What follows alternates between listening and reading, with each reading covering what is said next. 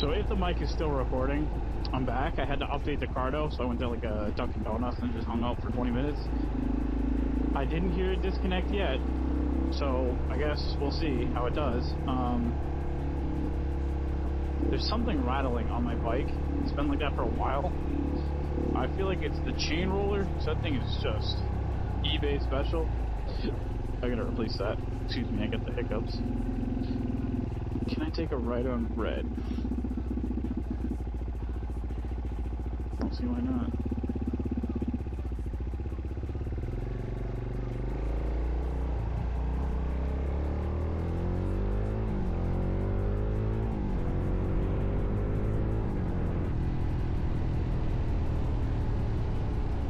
So as I was saying before, when my mic kept cutting out a million times, I'm just doing a quick ride today. Wanted to give the channel an update.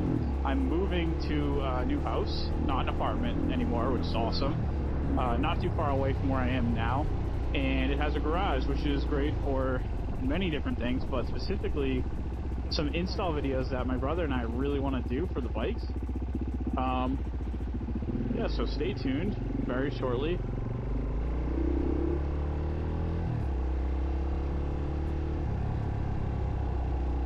Sus noises from this thing.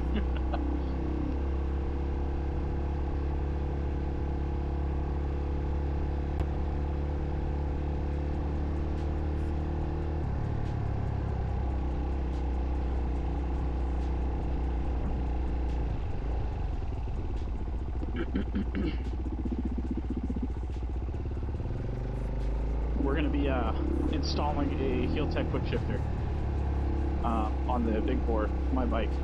It's going to be very, very crazy. I would imagine flames somewhere in there.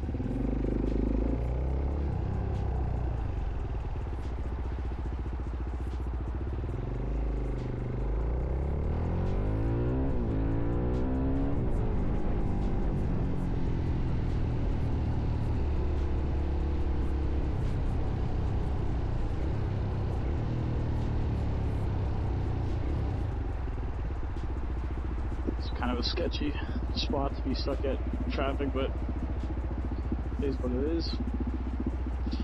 Cops do not like lane splitting around here or filtering or anything. It sucks.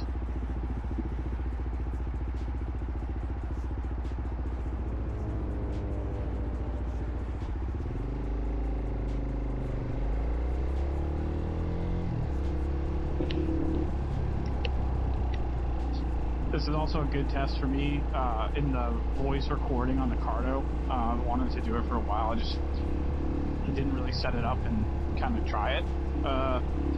But it can actually record the entire group call between all the people I ride with, like my brother, my friend Tyler, who's also part of the channel. So, unfortunately, there's not much riding in the season left here in Massachusetts. It sucks.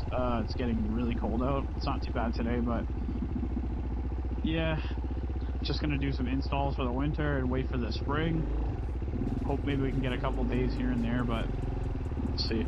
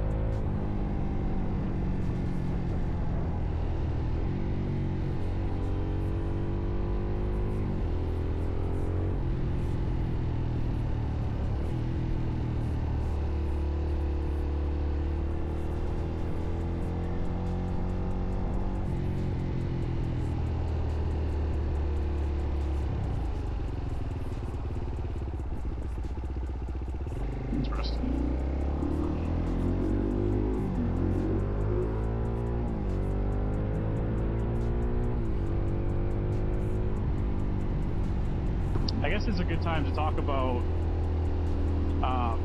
you know, plans that I might I don't know, I'm cooking. I'm really thinking, like, I love this bike. I bought this a few months ago for, how much was it, $3,600, but probably like $500-600 into it, just to take the eBay special away from it, from the previous owner. The one thing about the previous owner was that he and his brother built engines for Harleys and whatnot. So he built this bike with crazy modifications. The whole engine is built. It's a high compression Wiseco piston. I think it's 13:5.1 ratio. Hopefully I'm not butchering that.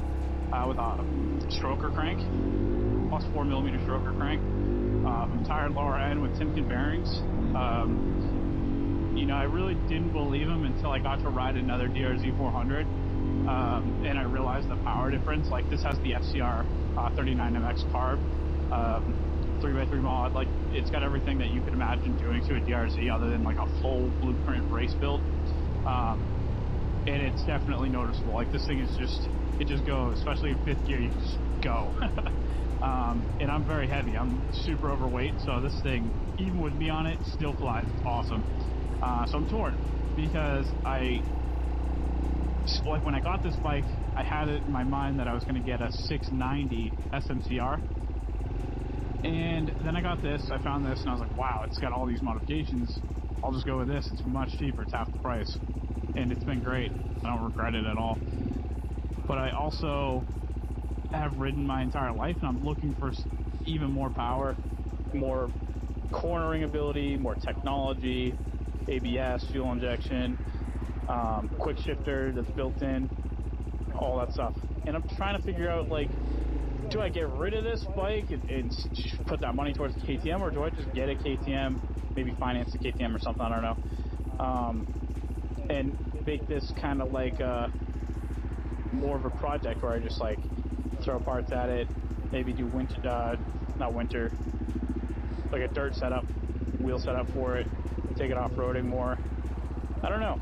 I really don't know. Like, this has the rear wheel on this is a little bent. It's not crazy at all. Like, I've been dealing with it fine.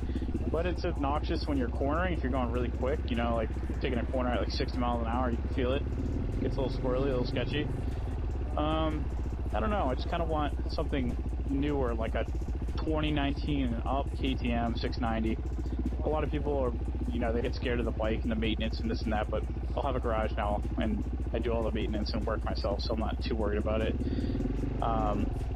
Really not a big deal. As long as it doesn't blow up, something like that. That'll suck because I'll have to dump money into it, but, you know, it is what it is, I guess.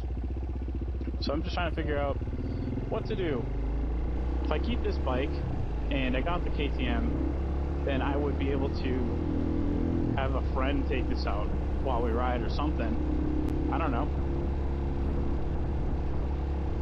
Anyway, I mean, moving costs a lot of money, unfortunately, especially in Massachusetts. It's like California Junior. Everything is just as expensive. It's crazy. We'll have to see in a few months how I'm doing, whether or not I want to throw money into a KTM or Husqvarna, or just keep this and, you know, fix the rattles and probably do new plastics for it, different graphics, kind of chill out on the graphics a little bit. Spruce it up, change the suspension, change the wheels. I kind of want like a new set of Warp 9s for this. It'd be unbelievable, but then I can't really take it off road too much, so I don't know. I'm really trying to figure it out. If you guys have any suggestions or recommendations or whatever, just let me know in the comments, because that'd be awesome. Kind of get some perspective on it.